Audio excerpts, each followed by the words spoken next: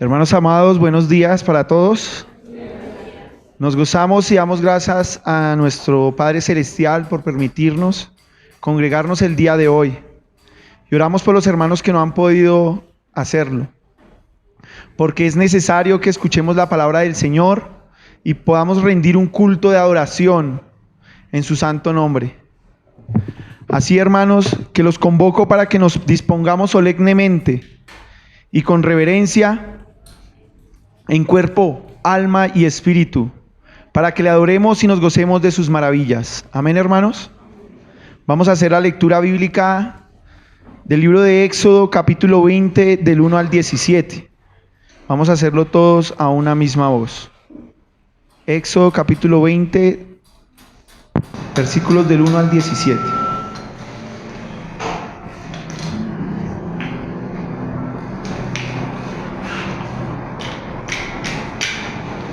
¿Ya estamos todos ahí, hermanos?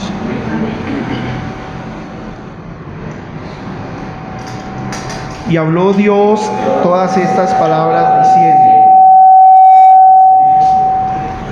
Yo soy Jehová tu Dios, que te saqué de la tierra de Egipto, de casa de servidumbre. No tendrás dioses ajenos delante de mí. No te harás imagen ni ninguna semejanza de lo que esté arriba en el cielo, ni abajo en la tierra, ni en las aguas de debajo de la tierra. No te inclinarás a ellas, ni las honrarás, porque yo soy Jehová tu Dios, fuerte, celoso, que visito la maldad de los hombres hasta la tercera y cuarta generación de los que me aborrecen. Y hago misericordia a millares, a los que me aman y guardan mis mandamientos. No tomarás el nombre de Jehová tu Dios en vano, porque no dará por inocente Jehová al que tomare su nombre en vano. Acuérdate del día de reposo para santificarlo. 6 días trabajarás y harás toda tu obra, mas el séptimo día es reposo para Jehová tu Dios. No hagas en él obra alguna, tú, ni tu hijo, ni tu hija, ni tu siervo, ni tu criada, ni tu bestia, ni tu extranjero que está dentro de tus puertas. Porque en 6 días hizo Jehová los cielos y la tierra, el mar y todas las cosas que en ellos hay, y reposó en el séptimo día. Por tanto, Jehová bendijo el día de reposo y lo santificó. Honra a tu padre y a tu madre, para que tus días se alarguen en la tierra que Jehová tu Dios te da. No matarás, no cometerás adulterio, no hurtarás, no hablarás contra tu prójimo falso testimonio, no codiciarás la casa de tu prójimo, no codiciarás la mujer de tu prójimo, ni su siervo, ni su criada, ni su buey, ni su asno, ni cosa alguna de tu prójimo. Pueden sentarse, hermanos.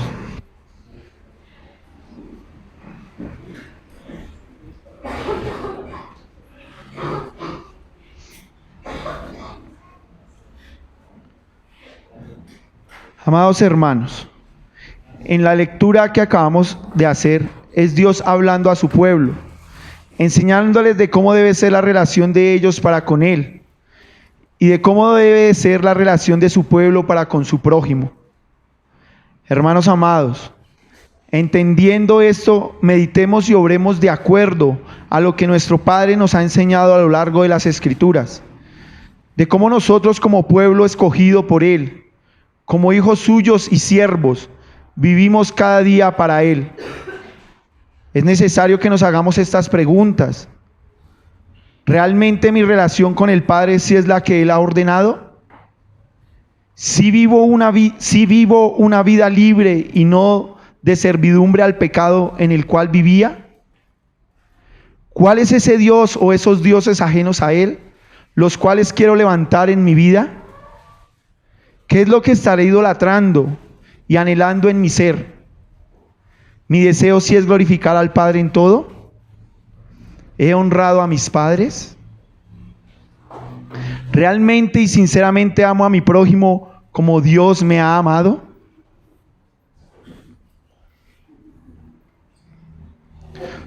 Todas estas preguntas es necesario que nos las hagamos todo el tiempo, hermanos amados. y que podamos delante de Dios desnudarnos y que sea Él mostrándonos nuestro pecado, para que así con un corazón arrepentido podamos voltear la mirada al cielo y podamos ver su gracia, que es mayor que el pecado nuestro, no para que pequemos más, sino más bien para que podamos entender de lo que hemos sido librados y rescatados, ya no sirviendo más al pecado o a ese viejo hombre, sino más bien viviendo la libertad de Cristo, la cual nos fue dada sacrificialmente, y que la podemos entender y vivir si empezamos a amar su ley y a meditar en ella, ya que su ley es perfecta y restaura nuestras almas. Hermanos amados, es una exhortación que el Señor me hace y nos hace a cada uno de nosotros, de que no vivamos vidas como si no le conociéramos. No nos envanezcamos en nuestros propios razonamientos. No seamos necios. No vivamos más en apariencia. No demos otra forma al Evangelio de Cristo, ni de lo que Dios no ha ordenado. Que lo que más anhelemos en nuestro ser sea el Dios de la Biblia y su justo juicio. Y así podamos vivir vidas reales, de acuerdo a las Escrituras, en amor y sacrificio constante a Él, de lo que creemos y profesamos, y que le amemos sobre todas las cosas y a nuestro prójimo como a nosotros mismos, viviendo vidas en el Espíritu, porque Él es Espíritu y vida. Hermanos amados, si entendemos esto y vivimos esto, hagámoslo pleno en nuestra vida, porque por eso es que nos congregamos cada domingo y cada día de nuestras vidas delante del Señor. Amén. Vamos a orar. Inclinamos nuestro rostro. Amado Padre, te damos gracias por tu verdad y tus mandamientos, porque en ellos podemos ver tu voluntad para con nosotros. El poder ver tu justicia, soberanía, bondad y amor manifestada en nosotros, y podamos reconocerte como nuestro Padre todopoderoso, fiel y misericordioso, el cual nos ha dado una esperanza en Jesucristo, entendiendo que sin Él estaríamos perdidos y alejados de la comunión con el Padre. Danos, Señor, de tu guianza en tu Santo Espíritu, y permítenos vivir tus mandatos, reconociendo nuestro pecado y debilidades, y que nos es necesario arrepentirnos para poder disfrutar de tu obra de salvación en obediencia para la gloria tuya. Amén y amén. Hermanos amados, nos ponemos en pie, por favor.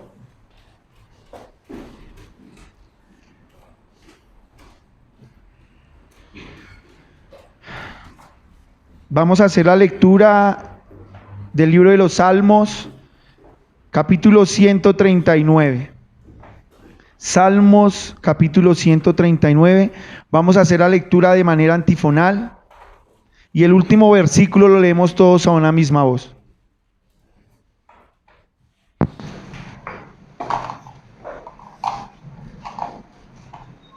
¿Ya estamos todos ahí, hermanos? Oh Jehová, tú me has examinado y conocido. Tú has conocido mi sentarme y mi levantarme, has entendido desde lejos mis pensamientos. Has escudriñado mi andar y mi reposo, y todos mis caminos te son conocidos. Pues aún me está la palabra en mi lengua, y he aquí, oh Jehová, tú las sabes todas. Detrás y delante me rodeaste, y sobre mí pusiste tu mano. Tal conocimiento es demasiado maravilloso para mí, alto es, no lo puedo comprender. ¿A dónde me iré de tu espíritu? ¿Y a dónde huiré de tu presencia?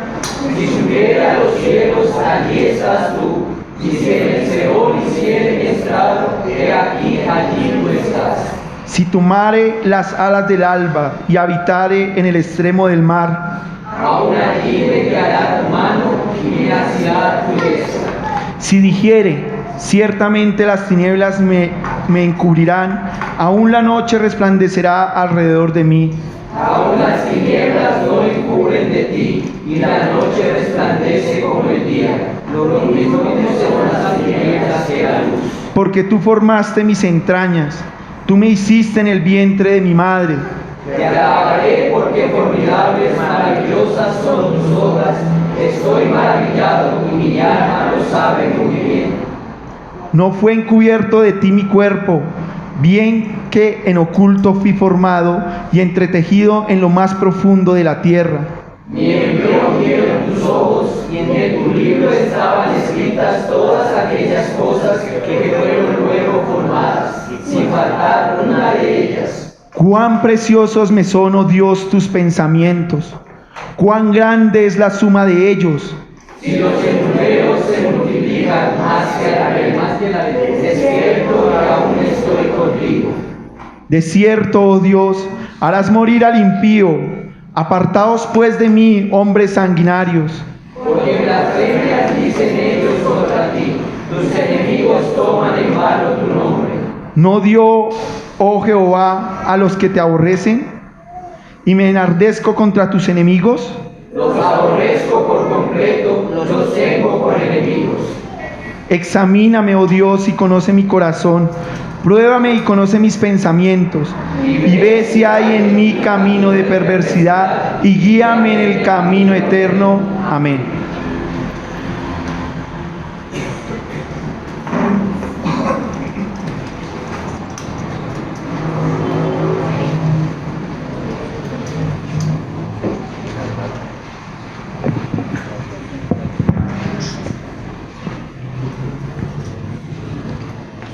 Buenos días, hermanos. Así, ante la convocación que el Señor nos hace en esta mañana, honremos a Dios y presentemos alabanza con este cántico, el himno número 9, Majestad.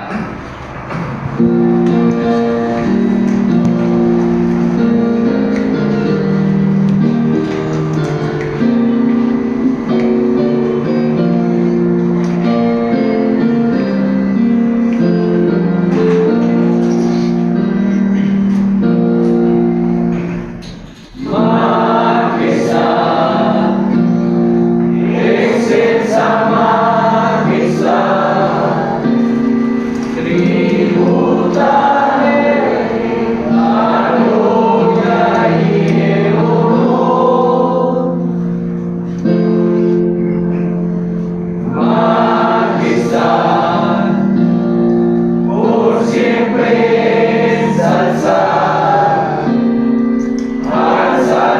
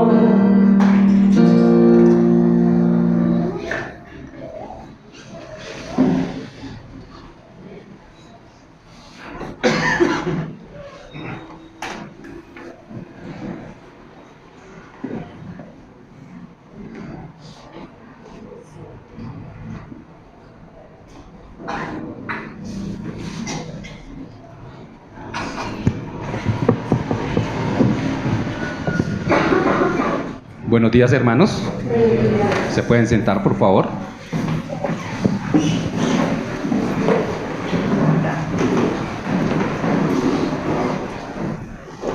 Vamos a ir a la reflexión de la Confesión de Fe de Westminster. Vamos a hacer la lectura, vamos a iniciar un nuevo capítulo, que es de los juramentos y de los votos lícitos. Vamos a leer todos a una sola voz lo que esta vez nos trae la confesión. Y dice así: un juramento lícito es una parte de la oración religiosa, por lo cual una persona, en la debida ocasión, al jurar solemnemente, pone a Dios como testigo de lo que afirma o promete, y para que le juzgue conforme a la verdad o a la falsedad de lo que jura. Solo, vamos al otro.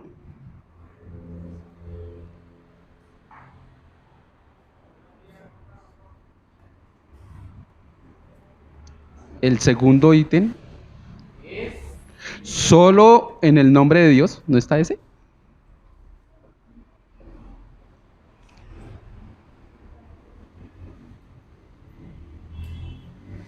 Bueno, yo lo tengo de esta forma. Dice, solo en el nombre de Dios deben jurar los hombres, y este nombre ha de usarse con todo temor santo y con reverencia.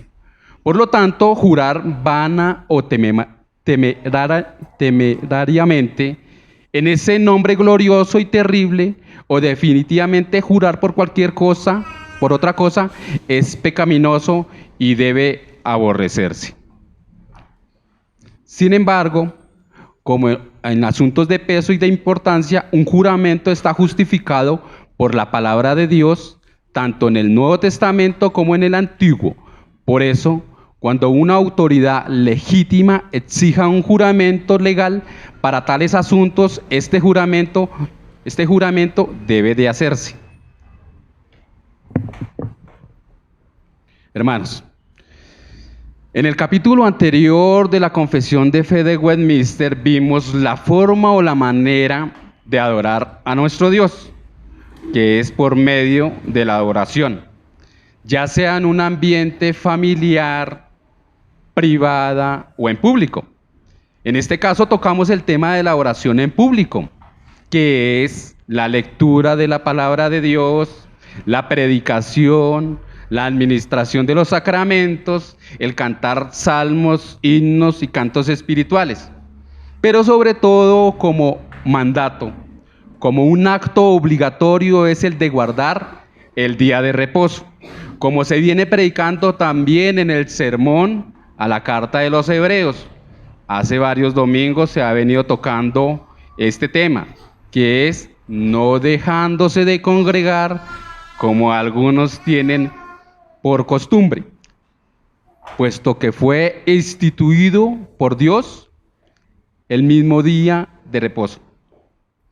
En este capítulo 22 que comenzamos hoy, nos va a hablar muy específicamente sobre los juramentos y de los votos lícitos a Dios, como también lo hemos visto en la convocación, en Éxodo sobre los 10 mandamientos, en el Decálogo, en el tercer mandamiento.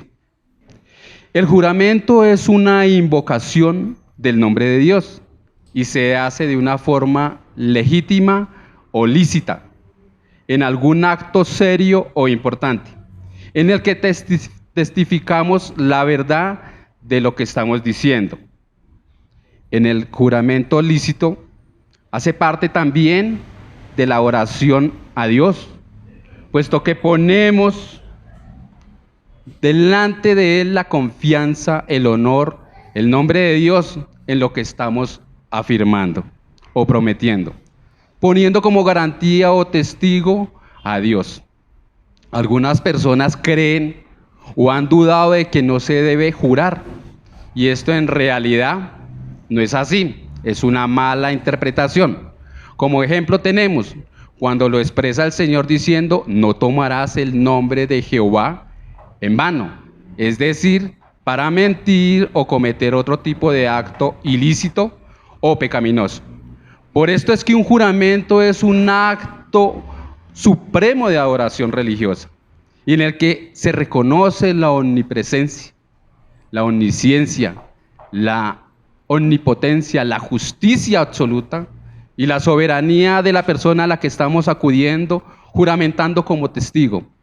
Y es que solamente al Dios vivo y eterno en el jurar por Él, y no por los hombres, del cual hablaremos más adelante.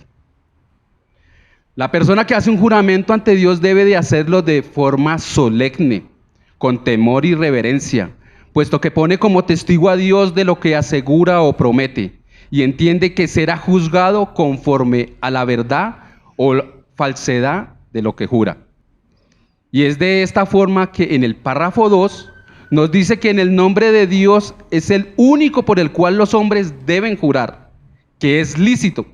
De lo contrario, se infringe la ley, pecando, adorando a un Dios falso, el de jurar por otro que no sea el Dios verdadero. Al igual que jurar por algún lugar o cosas, aun cuando estén asociadas con el mismo Dios verdadero. Otra forma de jurar en vano es cuando se hace apresuradamente o precipitadamente, sin entendimiento y sin tener en cuenta de la magnitud en que se ofende de forma pecaminosa y abominable a Dios.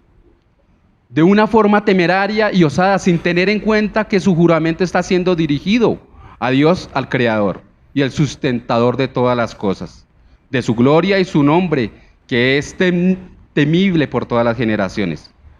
Al hacerlo de esta forma trae consecuencias al quien lo comete, juicio, corrección y disciplina, si no hay un verdadero arrepentimiento y perdón al Creador. La persona debe aborrecer esta forma de usar el nombre de Dios de forma ilícita. Por otro lado, el juramento es avalado o sustentado por las Escrituras. A Jehová tu Dios temerás y a Él solo servirás, y por su nombre jurarás. Otra parte de la palabra de Dios dice: por mí mismo hice juramento, de mi boca salió palabra de injusticia, y no será revocada, que a mí se doblará toda rodilla y jurará toda lengua.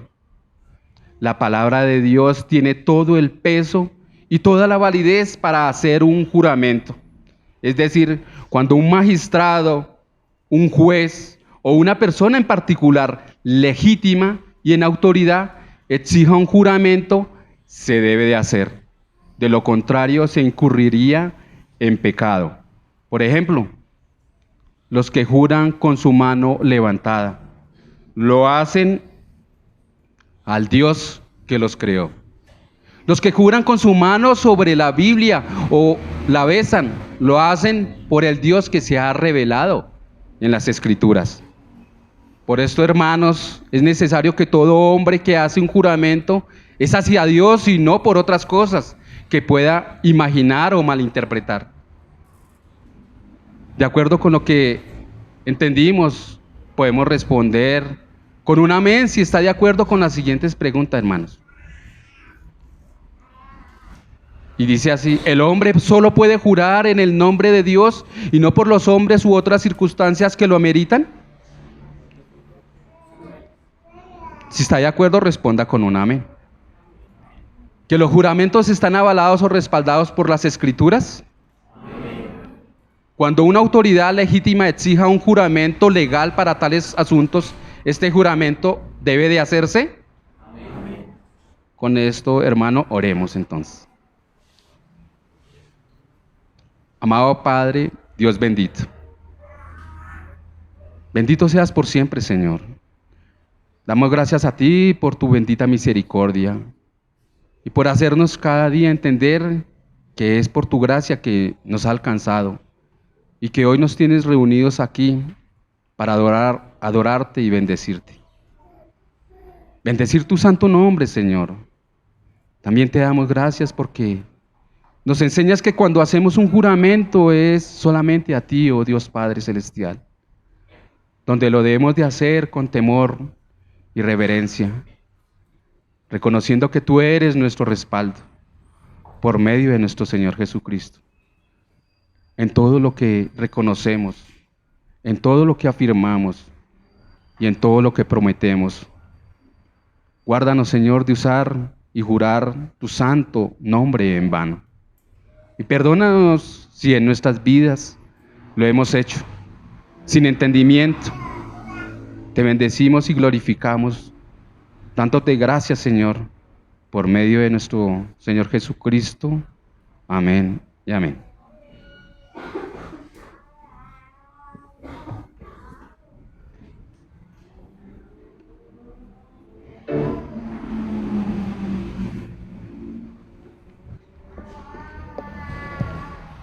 Hermanos, coloquémonos nuevamente sobre nuestros pies y vamos a cantar el himno número 108, Jubilosos te adoramos. Himno número 108, Jubilosos te adoramos.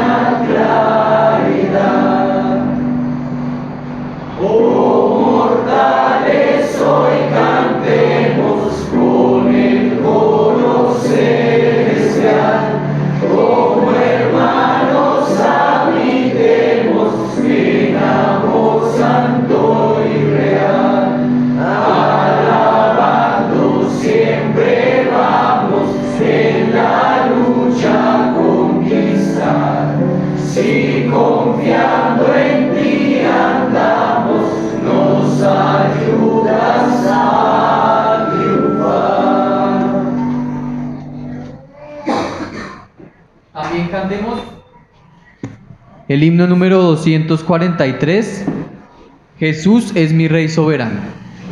Himno 243, Jesús es mi Rey soberano.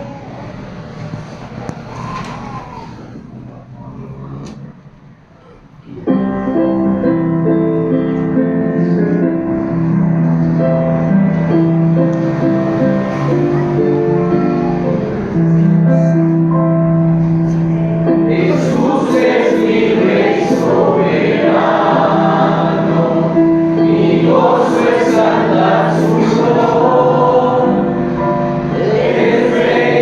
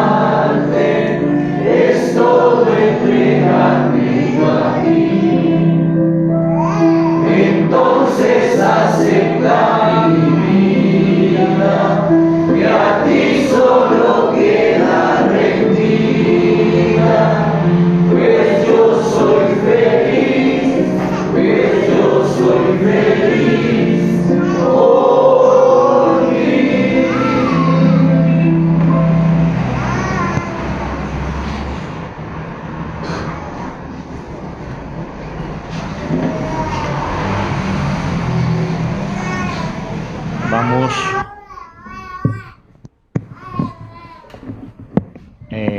vamos al libro de los Salmos, capítulo 96.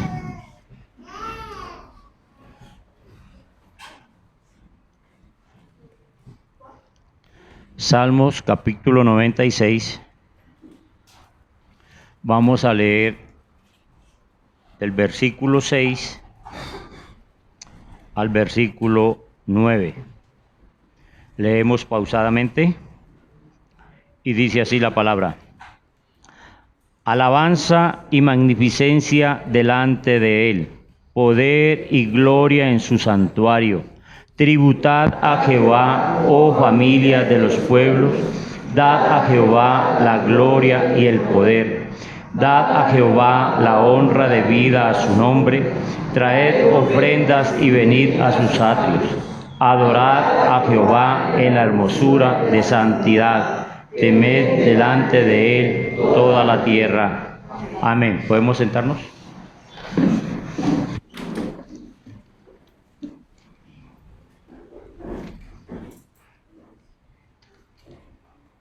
Hermanos amados, cuando Cristo terminó su obra en la tierra y fue recibido arriba en gloria en el cielo, la iglesia empezó a cantarle un cántico nuevo y a obedecer su santo nombre. Sus apóstoles y evangelistas mostraron su salvación entre los paganos, sus maravillas entre toda la gente. Toda la tierra es aquí convocada a adorar al Señor. Debemos adorarle en la belleza de su santidad, como Dios en Cristo, reconciliando al mundo consigo mismo. Se dicen cosas de él como motivo y tema de alabanza, y el pueblo que había creído en el mensaje del Evangelio tenían todas las cosas en común. Vendían propiedades y traían de lo vendido como tributo delante de Jehová a los pies de los apóstoles para suplir las necesidades. Nosotros, como una congregación que está en crecimiento, en madurez, en el conocimiento de su palabra, le oímos con atención, le traemos tributo de lo que hemos recibido de su mano y lo hacemos en acción de gracias. Amén. Inclinemos nuestro rostro y demos gracias a Dios. Amado Dios y Padre bueno, te alabamos y te bendecimos, Señor. Señor, estamos agradecidos contigo, Señor, por la vida y por la salud perfecta que tú nos das cada día como hijos en Cristo Jesús. Señor, en esta hora presentamos delante de ti, Señor, el tributo de lo que hemos recibido de tu mano, Señor. Lo presentamos, Señor, con gozo, con alegría, Señor. Señor, hemos madurado, Señor, y por lo tanto, Señor, entendemos, bendito Dios, que tú lo demandas. Y como pueblo que te oye atentamente, Señor, lo presentamos con gozo y con alegría. A ti, oh Dios, sea toda la gloria, la honra, la alabanza y la adoración, Señor. En Cristo Jesús oramos, Señor nuestro. Amén y amén.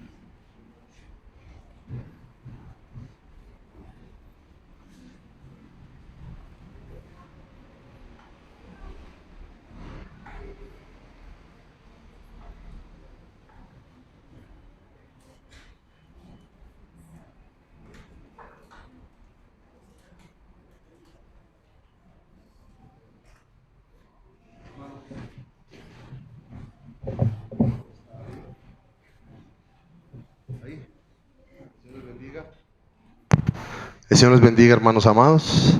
Ahí está perfecto, ahí porque hablo bajito. Gracias. El Señor les bendiga, estamos muy agradecidos con el Señor. Yo sé que muchos de ustedes llegaron tarde porque fueron a votar. Entonces le damos gracias al Señor porque fueron a ejercer su derecho al voto, su obligación y su responsabilidad. Les voy a invitar por favor que nos pongamos de pie. Vamos a hacer una lectura. Hebreos capítulo 10, versículo del 35 hasta el 11:1. Hebreos capítulo 10 del 35 hasta el 11:1. Todos por favor. No perdáis pues vuestra confianza, que tiene gran galardón, porque os es necesaria la paciencia, para que habiendo hecho la voluntad de Dios, obtengáis la promesa. Porque aún un poquito, y el que ha de venir vendrá, y no tardará. Mas el justo vivirá por fe. Y si retrocediere, no agradará a mi alma. Pero nosotros no somos de los que retroceden para perdición, sino de los que tienen fe para preservación del alma. Es pues la fe la certeza de lo que se espera, y la convicción de lo que no se ve. Amén. Podemos sentarnos. Oremos al Señor. Amado Padre, te damos gracias, Señor. Te pedimos que nos permitas hoy, como hasta este momento, Señor, desde el devocional, nos has hablado y hemos escuchado, hemos respondido y tú nos has hecho entender. Asimismo, como en la escuela bíblica, Señor, nos permitiste entender tu instrucción y nos maravillamos, Señor. Asimismo, como en la invocación, como en la confesión de fe, como en los himnos, Señor, y en la adoración económica. Hoy te pedimos en este momento que tu santa palabra llegue a nosotros, Señor. Permítenos ser instruidos por tu Santo Espíritu, ser corregidos, pero también alentados, Señor, motivados, estimulados por tu santa palabra. Que nuestro ánimo que se abate, Señor, pueda ser levantado, eterno Dios. Que aquellas cosas desviadas puedan ser enderezadas, Señor. Que podamos encontrar a Cristo en el resplandor precioso de la predicación. Señor amado, oramos hoy por este vaso, Señor, que trae la enseñanza. Que tú tengas en bien, Señor, ayudar para que pueda transmitir adecuadamente tu palabra, eterno Dios, y que nuestros oídos estén abiertos, Señor, a la predicación. En Cristo Jesús oramos. Amén. Hermanos amados, como usted puede ver, el pasaje que leímos es un llamado a no perder algo que ha sido concedido. Esta concesión, que es la fe que nos ha sido dada, el escritor la llama: no perdáis vuestra confianza, porque esta confianza tiene un gran premio, pero lo usa de una forma que podamos practicar esa confianza. Hemos hablado en nuestros sermones anteriores, y espero usted se acuerde, en el anterior hablamos de los peligros de la apostasía del alma, cómo en nuestra mente, en nuestro corazón empieza la apostasía, y es el abandono cobarde de un militar. Como el militar constantemente está luchando, pero en un momento la cobardía lo abraza y él corre despavorido. La semana pasada hablábamos un poco también al respecto de cómo hemos sido llamados a militar en el ministerio del apostolado, que es la predicación del Evangelio. Pero ¿cómo predicaremos algo que no entendemos? ¿Cómo predicaremos algo que no practicamos en nosotros mismos? ¿En dónde se practica? Y hoy tristemente por todo el mundo ha corrido una doctrina de enseñanza donde la predicación del Evangelio y el actuar del Evangelio es meramente conductual. No es así. La predicación del Evangelio para uno mismo es en nuestro entendimiento y en nuestro corazón. Es importante que demos el énfasis que la Escritura nos da.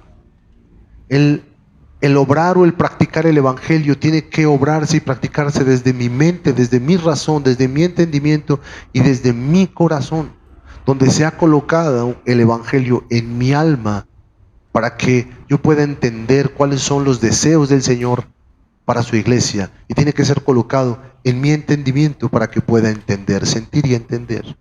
En el sentir y entender, mi obrar irá detrás.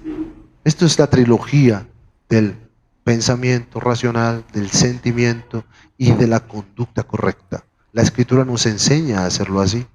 Entonces la práctica del Evangelio nos va a llevar primero a nosotros a evaluar nuestros sentimientos, a evaluar nuestros anhelos, pero también a evaluar nuestros pensamientos y nuestros razonamientos.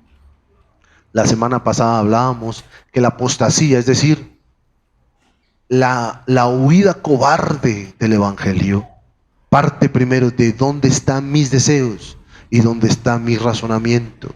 Yo pregunto, ¿está usted aquí con su cuerpo y su mente está aquí? ¿Sus sentimientos están aquí?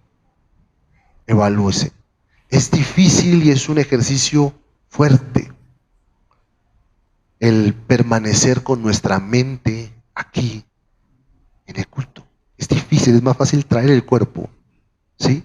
Y yo lo practicaba ahorita en cada uno de los episodios del culto, desde el devocional, después la escuela bíblica. Y tengo que obligar a mi mente. Después, en mi sentir, estoy un poco enfermo, me siento mal y hasta un poco mareado. Espero no decir alguna herejía. Pero en mi mareo, ¿verdad? No es cierto. Pero entonces en mi malestar también tengo que obligar a mis sentimientos a que se subordinen a lo que debo hacer. Porque el deber es necesario. El deber es necesario. Es importante entonces, hermanos, que recordemos qué es lo que está pasando en nuestra carta, en la carta de los Hebreos. En la carta de los Hebreos hay una situación preocupante para el autor. ¿Qué es lo que le preocupa al autor? Los miembros del cuerpo de Cristo que se congregan están dejando de hacerlo o están practicando una asistencia intermitente por causa de su desánimo. Esto no es problema si acaso no son creyentes. La congregación es limpiada y se van los incrédulos. Pero aquí la exhortación del autor es para los que sí son creyentes y que están practicando de alguna forma la inconversión, si podemos usarlo de esta forma. ¿Por qué? Porque los asistentes, de los cuales hay dos tipos, judíos y griegos, algunos están regresando a sus prácticas mosaicas, donde hacen ofrendas sangrientas, a sus ritos levíticos. Y probablemente algunos griegos están regresando a sus cultos idolátricos de dioses griegos. Eso es lo que está sucediendo en nuestra carta. En esta porción, como hablábamos anteriormente, congregarse no es traer el cuerpo. Nos hemos reunido hoy y traemos nuestro cuerpo, pero congregarse es saber que soy miembro del cuerpo de Cristo. Que todos los días yo formo parte del cuerpo de Cristo, que mis ojos se abren y mi conciencia se enciende, por así decirlo, y en ese momento digo, Señor, gracias por Cristo. Y oro, Señor, y oro por nosotros, porque tú eres Padre de todos nosotros, pues eres Padre nuestro. Y cuando oramos, oramos los unos por los otros. Y cuando nos dolemos los unos por los otros. Y cuando alguno falta, nos cuestionamos los unos a los otros. ¿Qué estamos haciendo? Hemos llegado al punto donde hemos entendido que peco voluntariamente no solamente cuando no me congrego, y esto estoy hablando de mi cuerpo, mi mente y mis deseos, sino que peco voluntariamente cuando el hermano que se ha ausentado yo lo dejo que haga lo que quiera y no le busco, no le aliento, no le abrazo. No es regañarlo, ¿no? Que a veces tenemos esa tendencia, o no sé si solamente sea mía, la tendencia de regañar a los hermanos porque no asisten a la iglesia. No se trata de eso, sino de alentarlos, como lo leímos, a las buenas obras, al amor. Es importante entonces, hermanos, que reflexionemos y recordemos que todos hemos pecado en esto, porque no solamente somos itinerantes y vacilantes en nuestra práctica de la congregación, de mente, de sentimiento y de cuerpo, sino que también dejamos que los que son débiles y frágiles se ausenten sin que les busquemos, sin que les alentemos, sin que entendamos y conozcamos cuáles son sus dificultades. El escritor nos ha dicho: mira atentamente a tu hermano, entiéndelo, conócelo, ve sus dificultades. Esta semana algunos de ustedes testificaron de cómo se acercaron algunos hermanos a los cuales no se habían acercado antes y cómo conocieron sus luchas que no conocían. Dijimos que nos íbamos a preguntar: hermano, ¿usted oró por mí esta semana? Espero que se pregunte. Y que si le pregunta a alguien, usted sea honesto y diga: no, hermano, no oré por usted, pero la otra semana lo haré. Esto es parte de ser miembro del cuerpo de Cristo. Es parte de amar a su congregación. Hermanos, ¿qué es lo que el escritor nos está hablando? El escritor nos está exponiendo los riesgos de ser livianos con nuestro sentido de congregación, con nuestra percepción de ser miembros, de ser congregantes, de ser miembros participantes del cuerpo de Cristo. Nos expone esos riesgos. Nos dice que si acaso algunos están mostrando la falsa conversión y su fe vana. Pero lo más grave de este escritor es que nos dice que los que sí han creído, los que verdaderamente han sido unidos al cuerpo de Cristo, ¿acaso están rechazando la sangre de Cristo en la cual han sido purificados? ¿Acaso voluntariamente aquellos que han sido regenerados, lavados e iluminados, estos voluntariamente están rechazando con su conducta la comunión y el amor para con los del cuerpo de Cristo? ¿Somos culpables algunos de nosotros de esto? Creo que todos.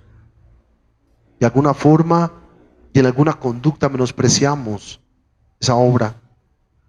¿Cómo? No perseverando en nuestra mente, en nuestra razón, en nuestro entendimiento, en las promesas en las cuales tenemos comunión y en el amor del cuerpo de Cristo, porque no perseveramos en las promesas.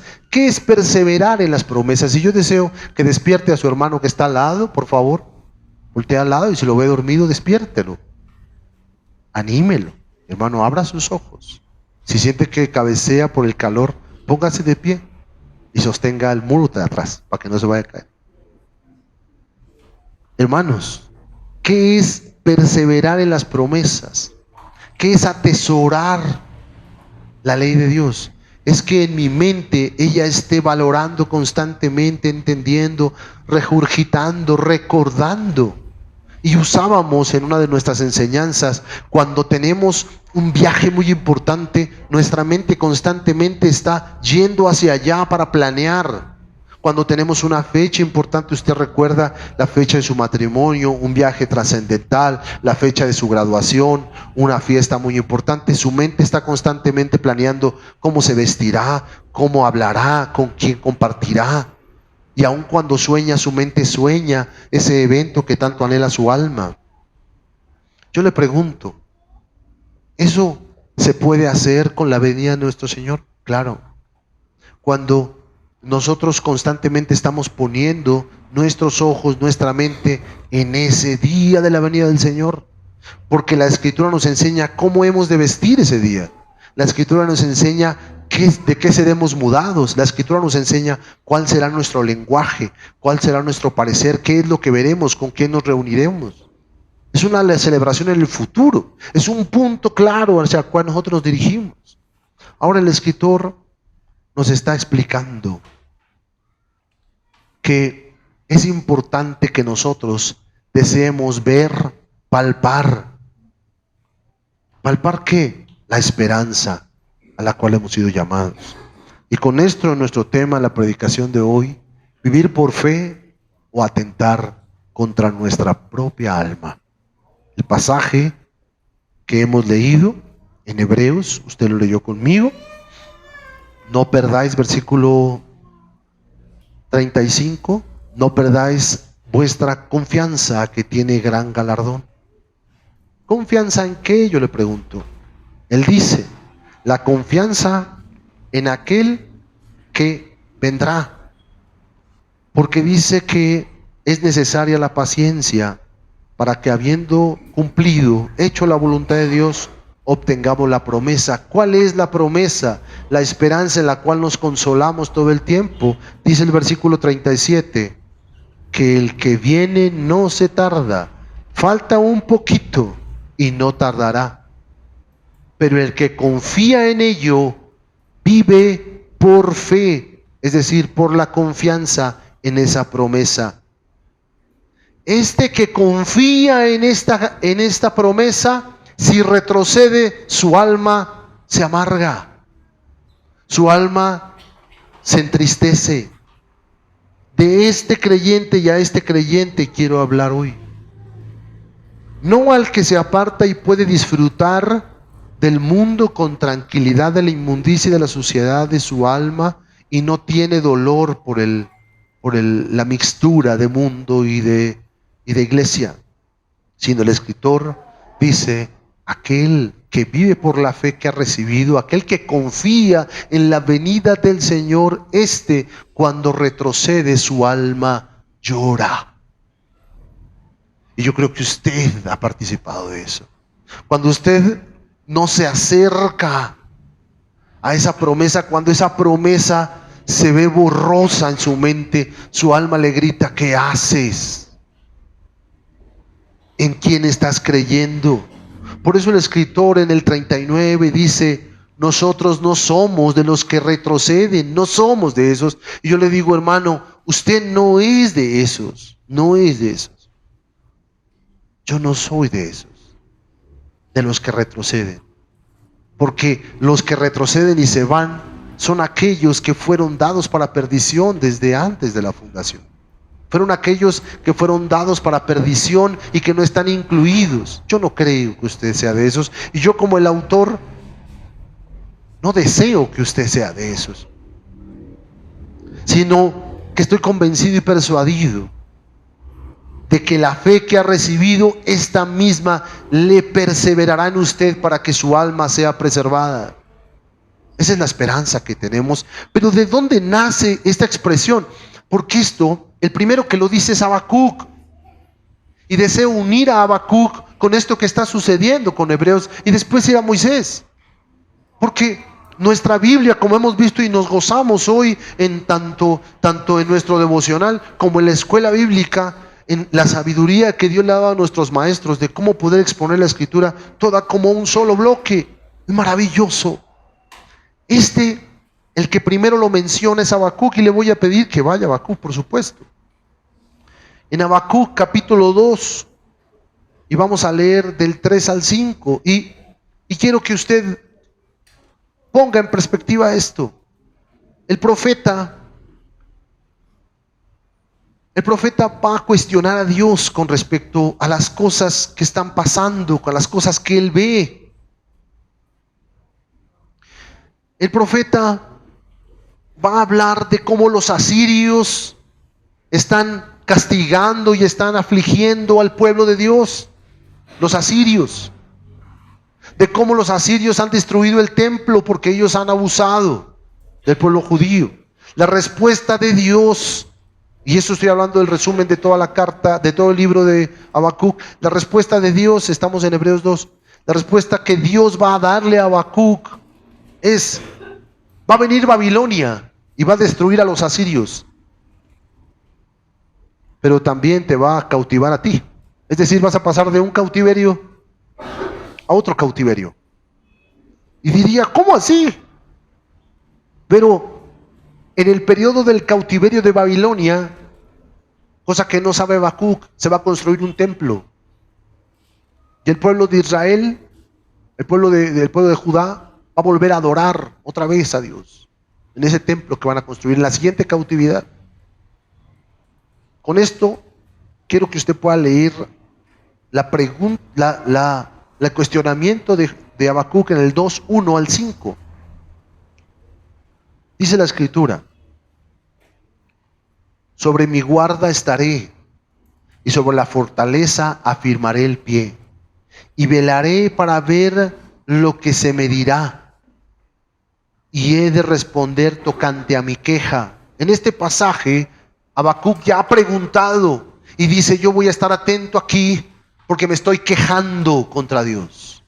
Me estoy quejando contra Dios. Y él dice, y Jehová me respondió y dijo, escribe la visión y declárala en tablas para que corra el que leyere en ella.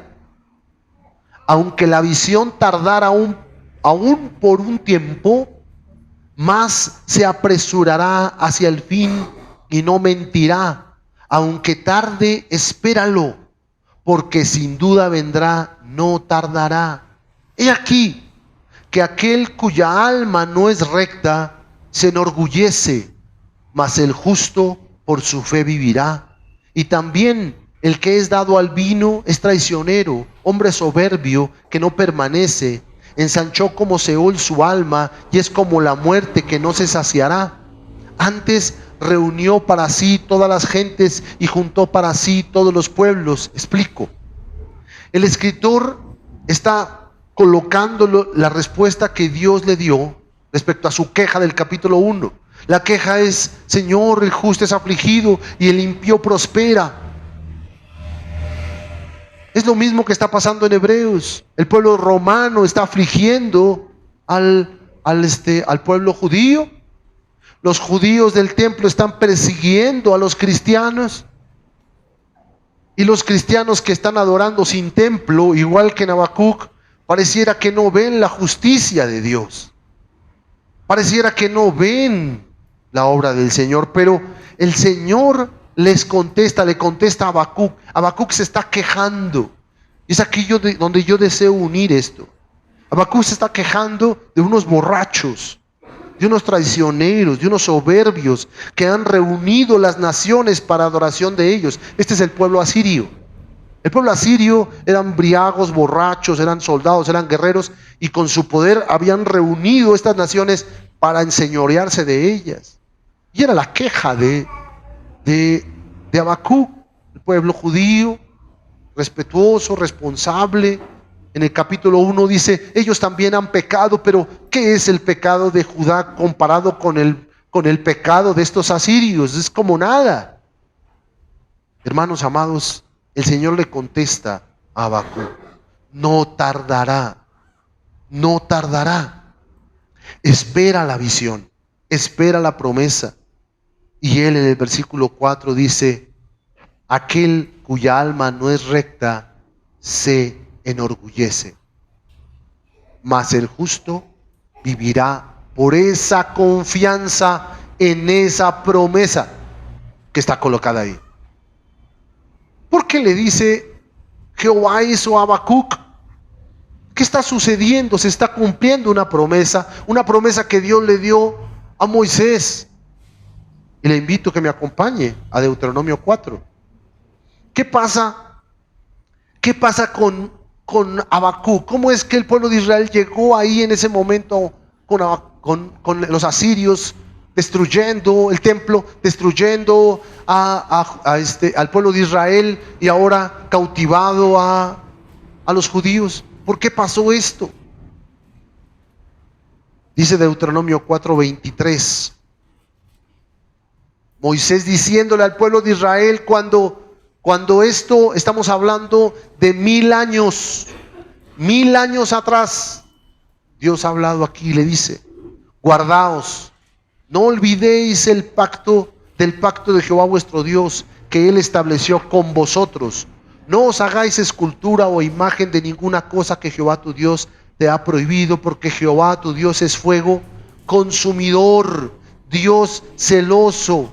Cuando hayas engendrado hijos y nietos y hayas envejecido en la tierra, si os corrompiereis e hicieres escultura o imagen de cualquier cosa e hicieres lo malo ante los ojos de Jehová tu Dios para enojarlo, yo pongo hoy por testigo el cielo y la tierra, que pronto pereceréis totalmente de la tierra hacia la cual pasáis del Jordán para tomar posesión de ella. No estaréis en ella largos días sin que seáis destruidos. Y Jehová os esparcirá entre los pueblos, y quedaréis pocos en número entre las naciones a las cuales os llevará Jehová. Y serviréis allí a dioses hechos de manos de hombres, de madera, de piedra, que no ven ni oyen, ni comen ni huelen. Mas si desde allí buscares a Jehová tu Dios, lo hallarás. Si lo buscares de todo tu corazón y de toda tu alma, cuando estuvieres en angustia y te alcanzaren todas estas cosas, si en los postreros días te volvieres a Jehová tu Dios y oyeres su voz, porque Dios misericordioso es Jehová tu Dios, no te dejará ni te desamparará, ni se olvidará del pacto que les juró a tus padres. ¿Qué es lo que le está diciendo ahí? Tú irás a la tierra prometida y habitarás allí, pero si tú te apartares, vendré y te esparciré en las naciones. Y así fue como fue. Vinieron los asirios, vinieron los babilonios, vino Grecia, vino Roma y después a todas las naciones. ¿Qué es lo que está sucediendo con Habacuc? Habacuc está recordando esta promesa última. Dice, si tú te arrepintieres, si tú te acercaras, si tú buscares de todo tu corazón y de toda tu alma, de todo tu corazón, emoción y sentimiento, y de toda tu alma, pensamiento y razonamiento. ¿Se da cuenta que es lo mismo?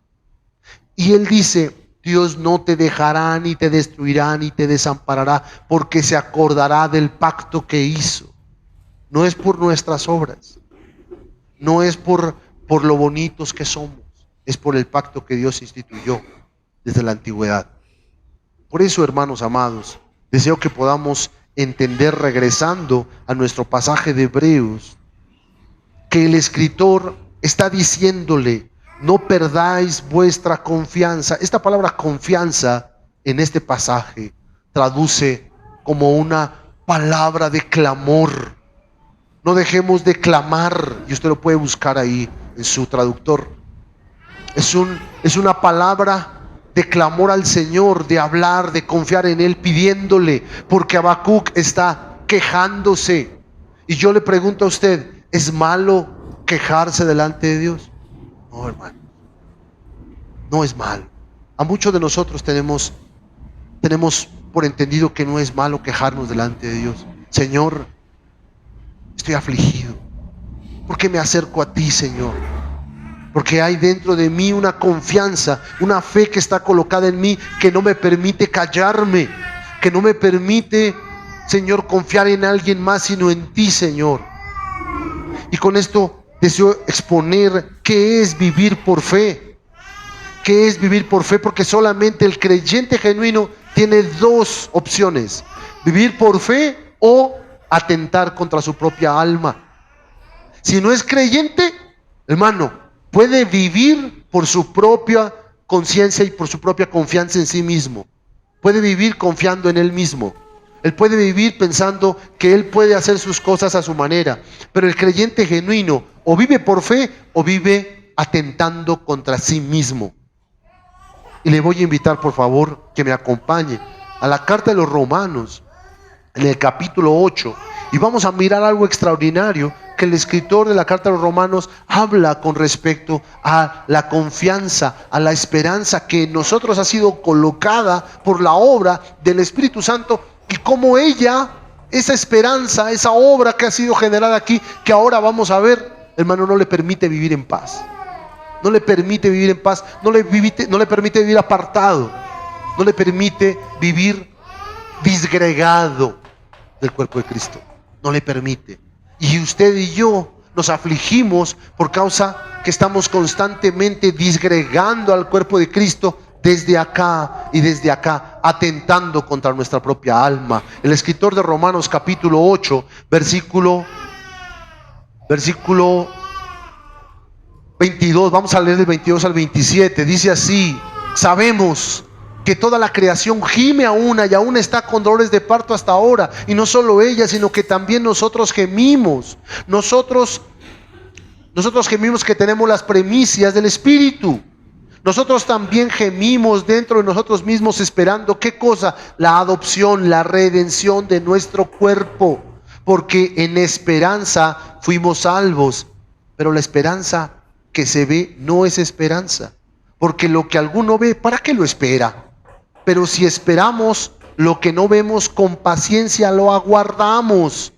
Y de igual manera el Espíritu nos ayuda en nuestra debilidad, pues ¿qué hemos de pedir como conviene? No lo sabemos, pero el Espíritu mismo intercede por nosotros con gemidos indecibles. Mas el que escudriña los corazones sabe cuál es la intención del Espíritu, porque conforme a la voluntad de Dios intercede por los santos. Y sabemos que a los que aman a Dios, todas las cosas les ayudan a bien. Esto es, a los que conforme a su propósito son llamados. Explico.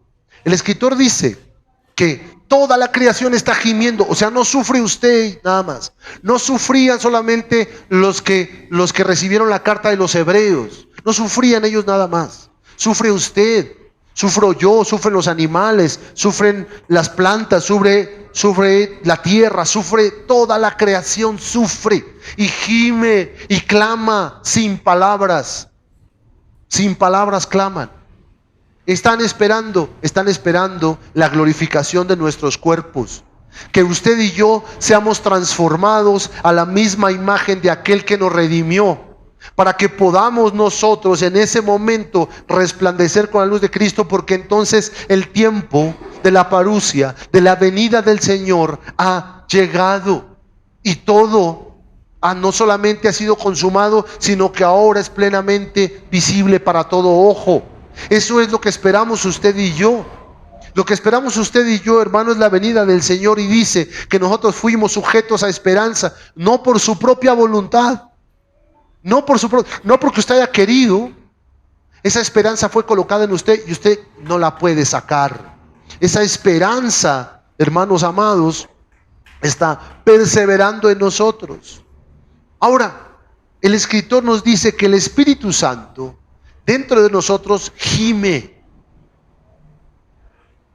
clama, pide sin palabras.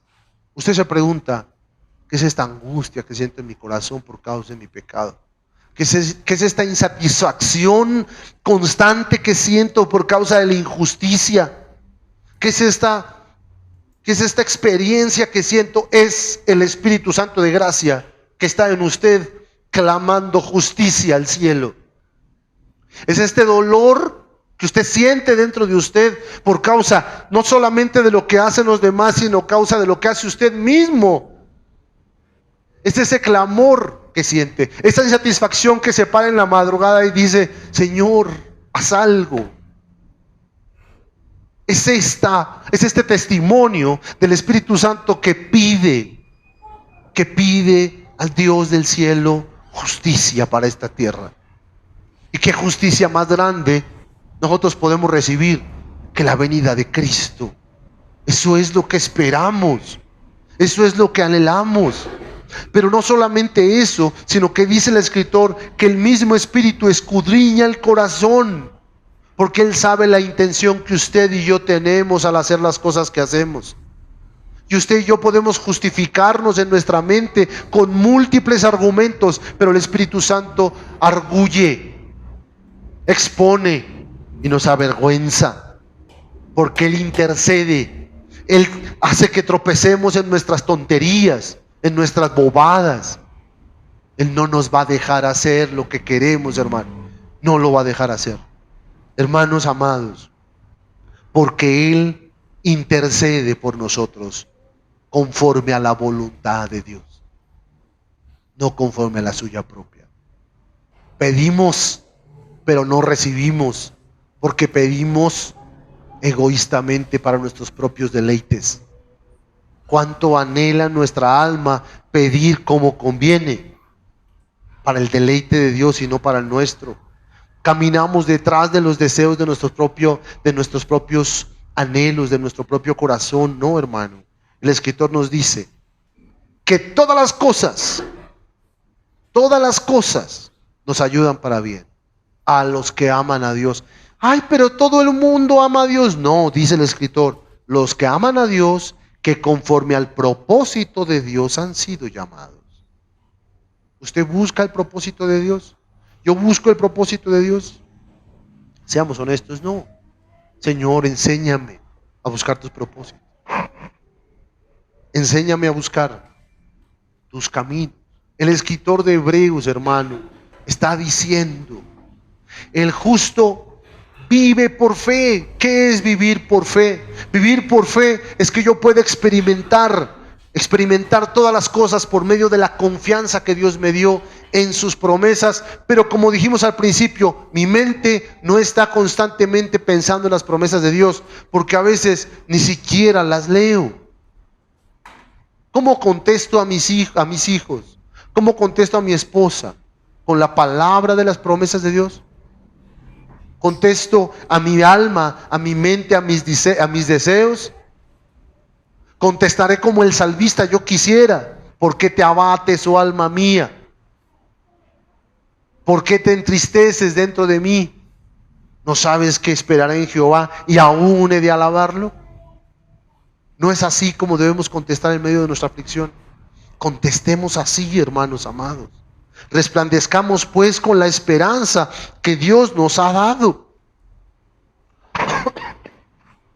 Hermano, que Dios te bendiga.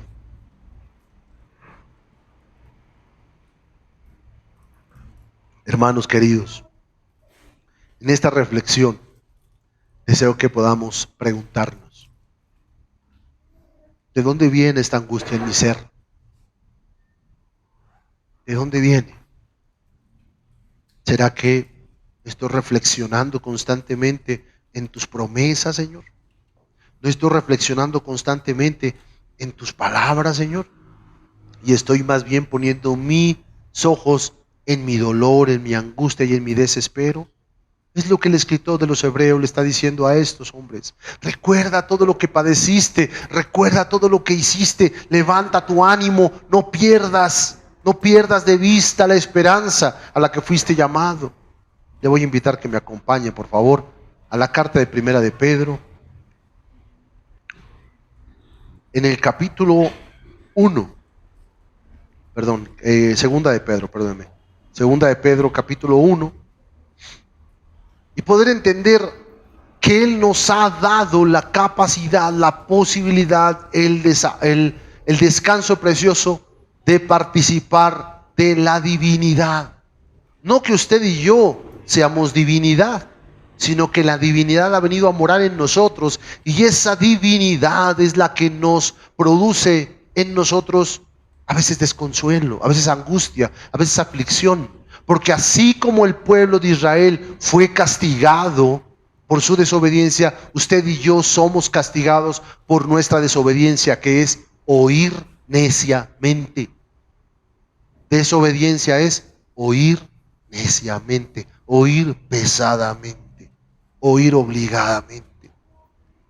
Segunda de Pedro 1:3 dice: todas las cosas que pertenecen a la vida eterna y a la conducta piadosa nos fueron dadas por el divino poder de Dios, no por nuestra propia fuerza, mediante la comunión, el conocimiento de aquel que nos llamó por su gloria y excelencia, por medio de las cuales nos han dado preciosas y grandísimas promesas, para que por ellas llegaseis a ser participantes de la naturaleza de Dios, de la naturaleza divina, habiendo huido de la corrupción que hay en el mundo a causa de la concupiscencia. ¿Qué nos está diciendo? Nos está diciendo, hermanos amados, que en la esfera de la vida eterna y en la esfera de la conducta humana, conducta piadosa, nosotros hemos recibido todas las cosas que pertenecen a esa esfera: la vida eterna de Dios y la conducta piadosa de Cristo. Vida eterna invisible, conducta piadosa visible. Nos han sido dadas por medio de preciosas y grandísimas promesas, para que por medio de esas promesas yo llegue a ser participante. No que no la tenga, ya la tiene usted. Si usted ha nacido de nuevo, la divinidad mora en usted. Dios, Padre, Hijo y Espíritu Santo moran en usted. Pero participante es otra cosa diferente. Participante es disfrutar, incluir, participar, disfrutar. Y si yo le preguntara aquí, ¿quién de nosotros en algunas áreas de su vida no participa de la gloriosa divinidad del Padre? Yo tengo que levantar la mano primero.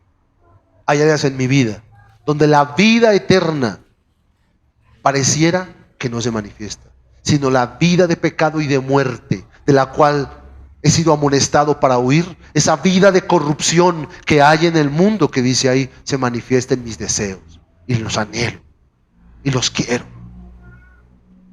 ¿Y sabe qué pasa con mi alma? Se siente atentada, es un atentado terrorista contra mi alma. Gracias al Señor, porque mi alma se queja en medio de esa situación. Gracias, porque si no fuera así, probablemente ya hubiera huido. Ese atentado que usted siente contra su alma cuando va detrás de sus deseos, hermanos amados, es un testimonio de que el Espíritu le anhela celosamente.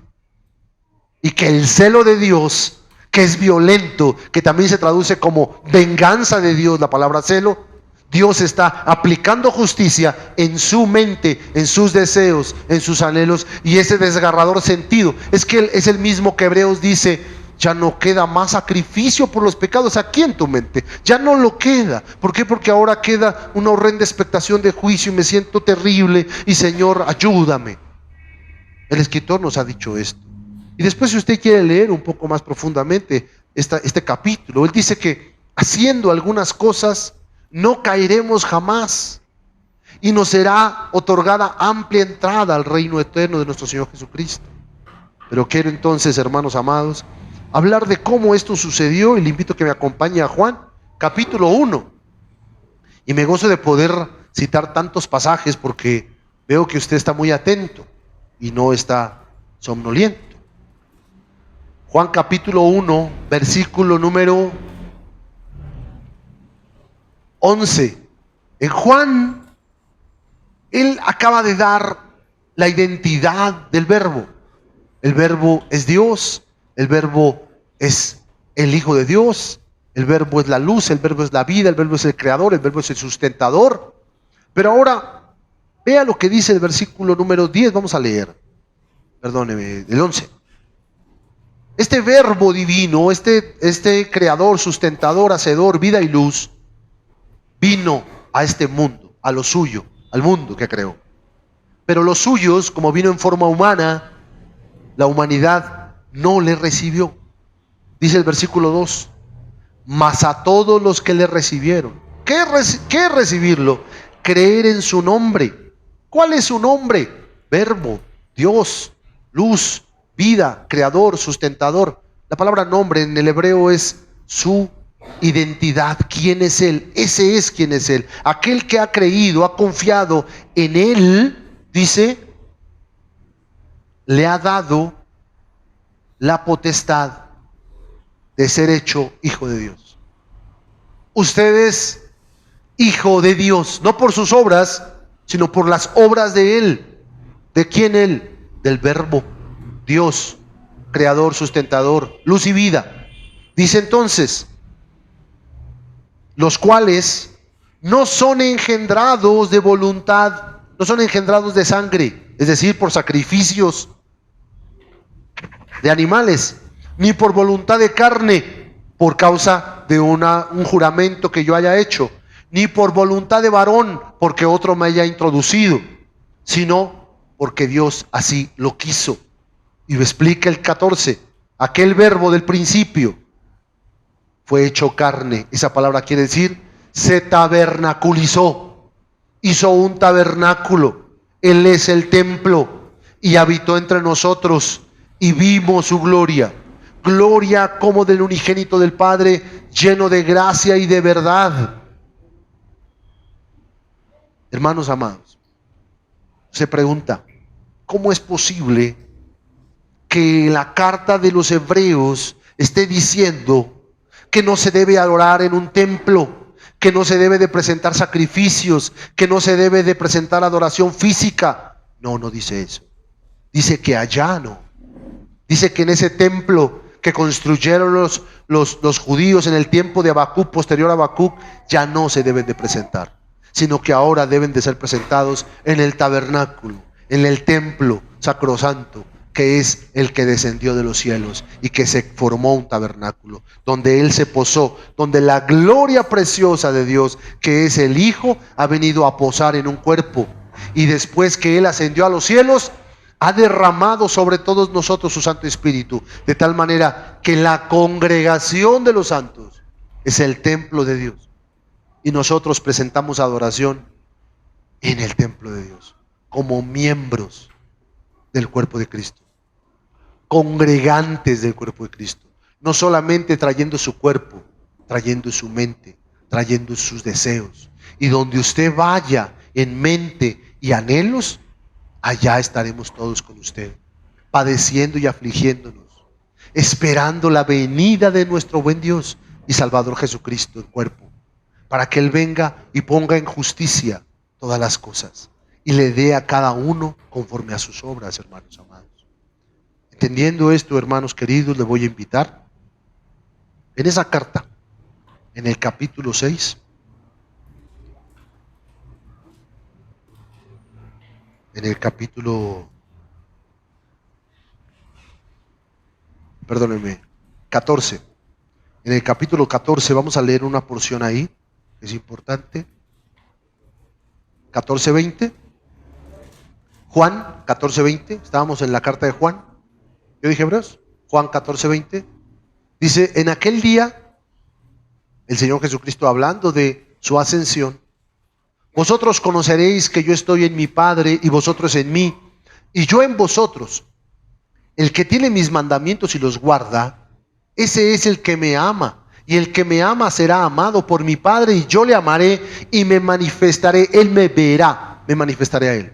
Entonces Judas le dice, no el Iscariote, Señor, ¿cómo es que te manifestarás a nosotros y no al mundo? O sea, ¿cómo es que nosotros te veremos y el mundo no? Es lo mismo de Hebreos. Señor, es que tenemos una esperanza pero no la vemos. Y él contesta, 23, el que me ama, mi palabra guardará, y mi Padre le amará, y vendremos a él, y haremos ¿qué? Morada con él. El que no me ama, no guarda mi palabra, y las palabras que habéis oído no es mía, sino del Padre que me envió. Hermanos, ¿dónde guarda usted la palabra? No dice el pacto, el pacto renovado, que el pacto, la ley, la palabra de Dios será escrita en su mente y en su corazón. Es ahí donde la guarda. No es solamente voluntariamente, hermano. La misma palabra es guardada por su Santo Espíritu en nosotros. Por eso usted sufre y por eso se aflige, porque la palabra de Dios ha sido grabada en su mente y en su corazón. Por eso hay dolor y aflicción, porque nada puede opacar la palabra del pacto que ha sido grabada en usted. No se puede. Por eso hay aflicción. Por eso no puedo sentirme bien cuando no cumplo con mis deberes cristianos. No porque, y fíjese esta figura que alguien decía, es que vas a la iglesia a que te laven el cerebro. Decía, no solamente el cerebro, hermano, el alma. El alma también. Porque sí, mi razón necesita ser lavada, pero mi corazón también, hermano. Mi cuerpo. Dice Hebreos, lavaos con agua el cuerpo. Entonces cuando le digan, yo no voy a la iglesia porque me lavan el cerebro, pues sí, hermano, quédese con su cerebro todo puerco y cochino como lo tiene. Venga, acá se lo lavamos.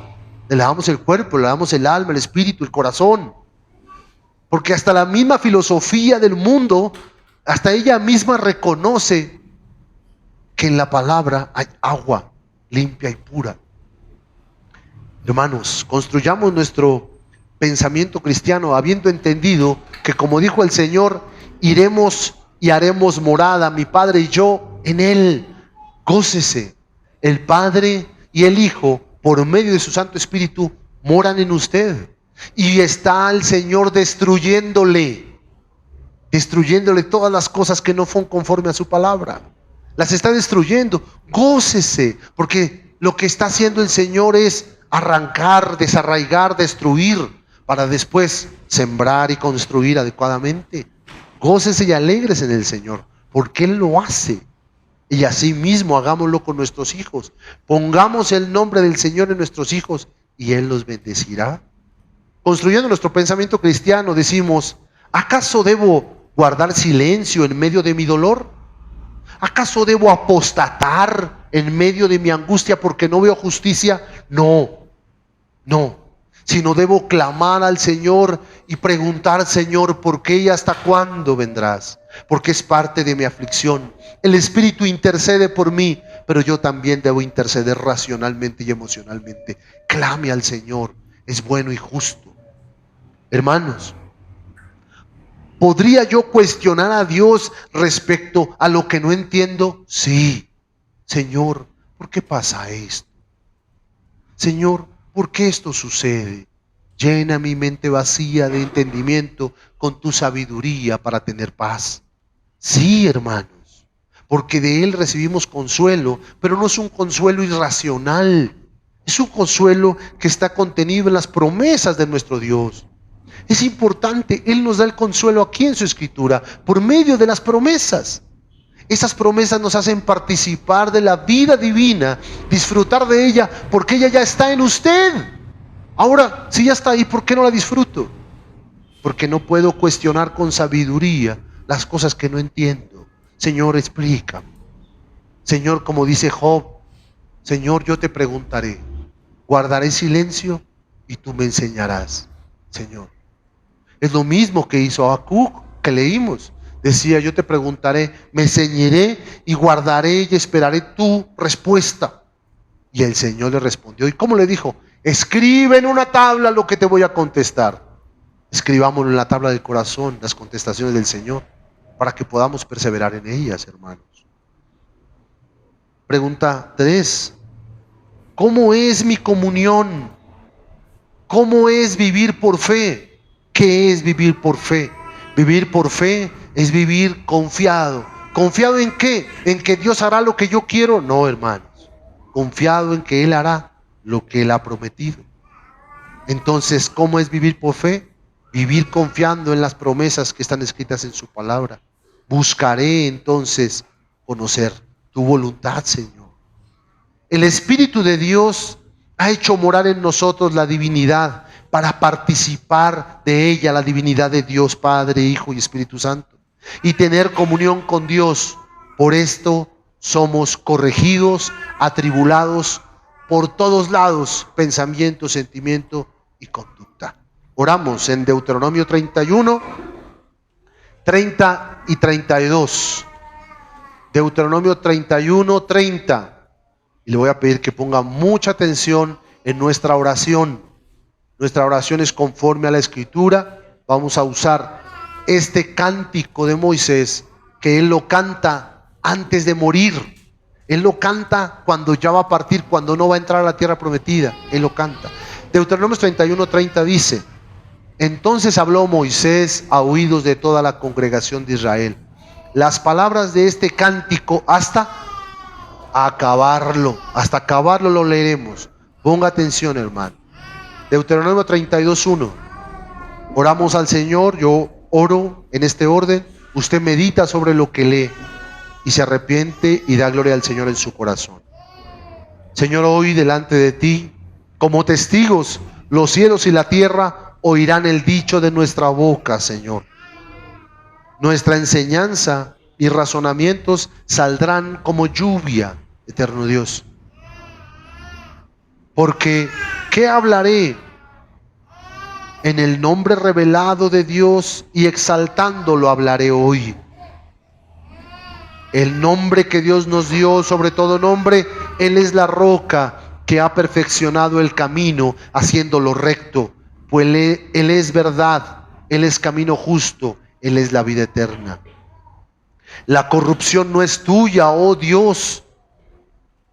De tus hijos nosotros es la mancha, bendito Señor. Generación torcida y perversa fuimos, eterno Padre. Así pagamos a Jehová. Pueblo loco e ignorante hemos sido, Señor.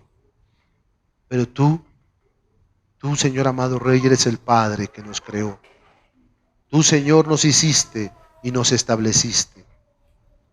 Señor amado, nos acordamos hoy de los tiempos antiguos. Recordamos, como dice Hebreos, aquellos tiempos de antaño, Señor amado, de muchas generaciones, eterno Dios.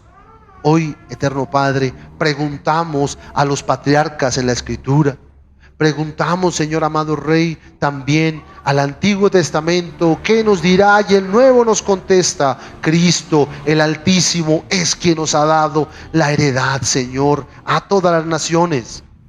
El eterno Dios hizo dividir a los hijos de los hombres, pero estableció los límites de los pueblos según el número de los hijos de Israel desde la antigüedad, Señor. Pero Él da porción. La porción de nosotros es Jehová, eterno Dios. La heredad que Dios dio a nosotros es el Cristo eterno, nuestro Jesús Redentor. Señor amado Rey, hallaste en la tierra desierto, yermo horrible y soledad, y alrededor, bendito Dios, lo instruyó y lo guardó como la niña de sus ojos, porque eso éramos, Señor. Desierto, soledad, Señor, y destrucción, pero tú nos construiste. Bendito Dios, y como el águila, eterno Dios, tú revoloteaste sobre nosotros y nos reuniste como una congregación debajo de tus alas, Señor. Y nos guiaste, bendito Dios, Señor. Versículo 13. Señor amado, tú hiciste que subiésemos sobre las alturas de la tierra, y los frutos nos diste de comer del campo, eterno Dios. Hiciste que chupáramos miel dulce de la peña que es Cristo, y el aceite, Señor amado Rey, sacaste del duro pedernal de nuestro corazón, porque el ungimiento precioso de Cristo está sobre nosotros. En nuestra crianza, Señor, nos diste leche, bendito Dios. Nos hiciste comer de las grosuras, bendito Padre, de los sacrificios. Nos hiciste madurar, eterno Dios, y nos diste del vino de la uva. Gozosos estuvimos, Señor, amado Rey, pero engordamos. Versículo 15. Señor, engordamos y nos hicimos confiados, entonces te abandonamos, eterno Dios, y menospreciamos la roca de la salvación que es Cristo. Bendito Dios, y nosotros empezamos a adorar a los dioses de nuestra imaginación y te provocamos a ira con nuestras abominaciones, eterno Dios, y a veces lo hacemos constantemente. Señor amado, de la roca que nos creó, de Cristo precioso, del Verbo eterno nos olvidamos de nuestro Creador. Pero tú, Señor, tú lo viste y se encendió tu ira. Por ello, Señor, por este menosprecio de tus hijos y de tus hijas, versículo 20, y tú dijiste, esconderé de ellos mi rostro y veré su fin, porque ellos son una generación perversa, hijos infieles hemos sido, Señor, bendito Dios, pero te movimos a hacerlo, Señor, porque tú así lo quisiste. Con lo que no es Dios, eterno Dios, te provocamos a ira. Tú también, Señor amado, nos moviste, Señor, a hacerlo, eterno Dios, y nos mostraste como el pueblo precioso, Señor, que había de ser levantado en ti, y nos mostraste, eterno Dios, tu ira en medio de todas nuestras injusticias. Porque el fuego se encendió en medio de la ira, Señor, y constantemente devoras en nosotros el fruto de nuestras obras, Señor, que no te agradan. Y constantemente los fundamentos de mundanalidad en medio de nosotros son cortados poco a poco, eterno Dios. Versículo número 23. Los males, eterno Dios, son amontonados y a veces atraviesan saetas sobre nosotros.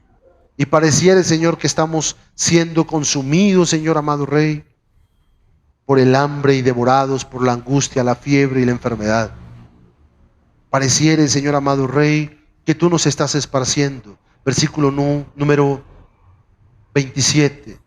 De no haber temido a la provocación del enemigo, no sea que envanezcan sus adversarios, no sea que digan, nuestra mano poderosa ha hecho todo esto y no Jehová, porque tú nos has levantado y nos has enseñado que a pesar de toda esa maldad, Señor, tu mano se ha levantado para hacer misericordia sobre nosotros.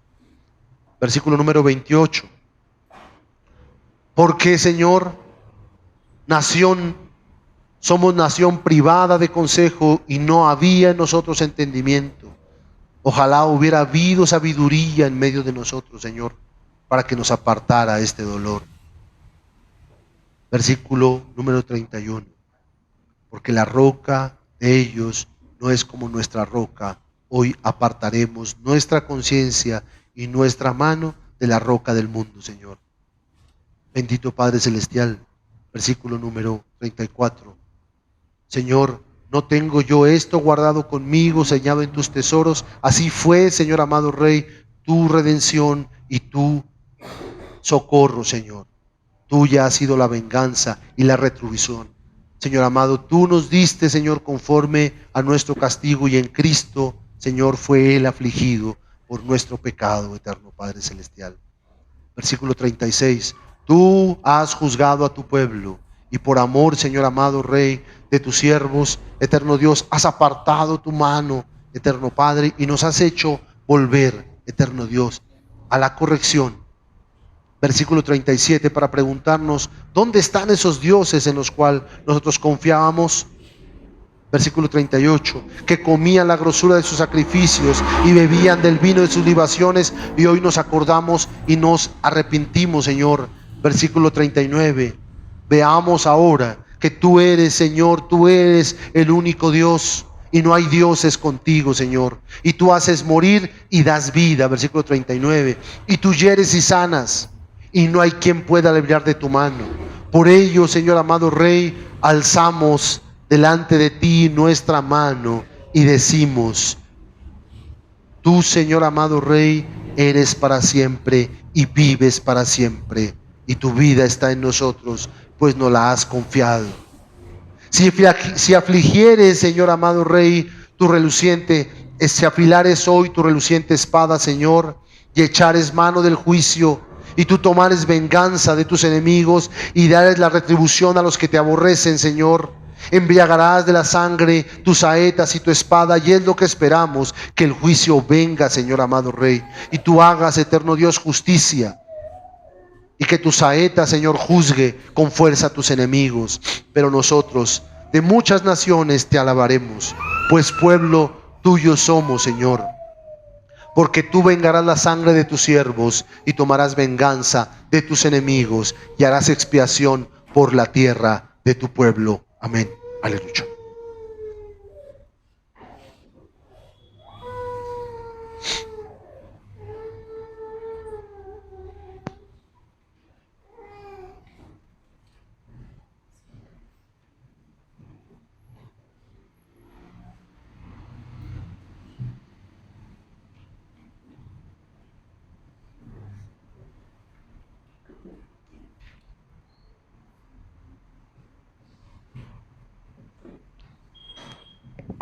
Hermanos, coloquémonos sobre nuestros pies y cantemos el himno número 539, firmes y adelante.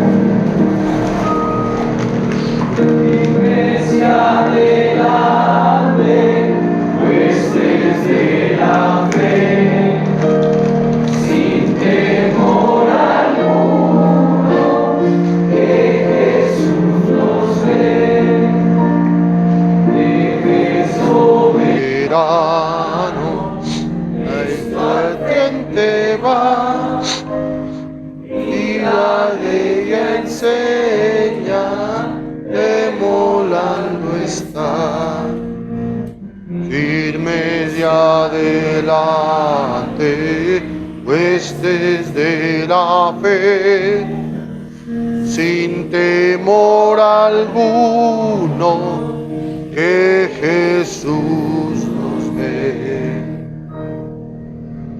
Al sagrado nombre de nuestro Adán,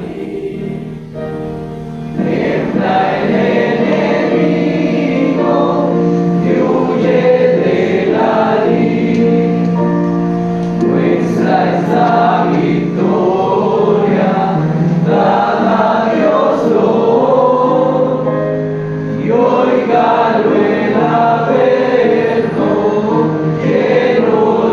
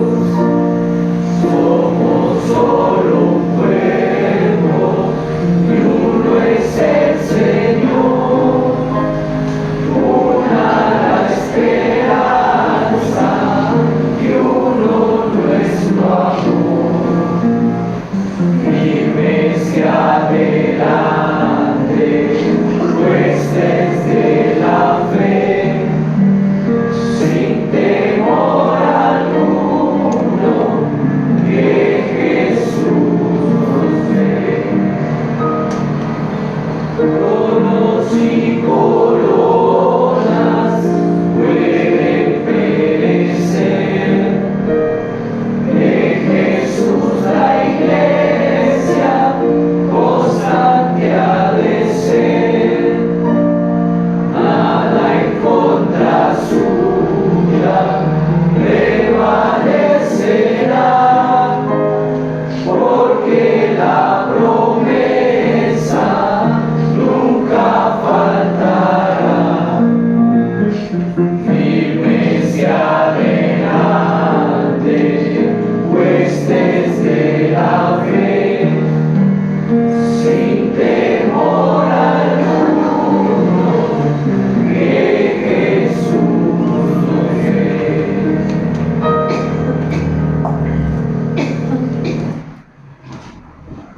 Hermanos amados, recibamos la bendición pastoral que el Señor ha dejado en su santa palabra.